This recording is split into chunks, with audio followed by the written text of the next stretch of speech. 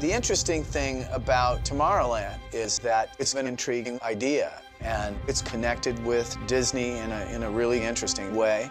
In our modern world, everywhere we look, we see the influence science has upon our daily lives. Many of the things that seem impossible now will become realities tomorrow. Walt Disney was really interested in the future and all the possibility it could bring. It completely and totally fired up his creative imagination. A beautiful tomorrow, just a dream away. That says we're going places. There's progress ahead.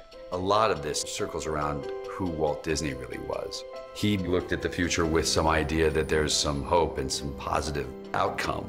He came up with systems that would make people work together better, optimizing the human race. Walt Disney was always playing with something, you know, whether it was animatronics or mass transportation, the monorail. Urban planning, too, is his idea of what the world could be like. Experimental, prototype, community of tomorrow.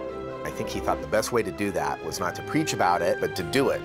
There's a lot of similarities between the last project he was working on, the Epcot Center, and Tomorrowland, which was this utopian version of what we at our best could be.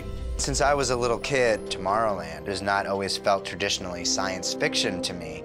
It's almost felt like science fact. Some of these things haven't happened yet, but they can happen. Buckle up! And I think that the great thing about Walt is he inspired us to light that spark of optimism. We're getting a large canvas to paint on because the very word Tomorrowland is evocative. It evokes play and it evokes promise, freshness, you know, something that's unknown that's about to be here. A place where people actually live a life they can't find anywhere else in the world.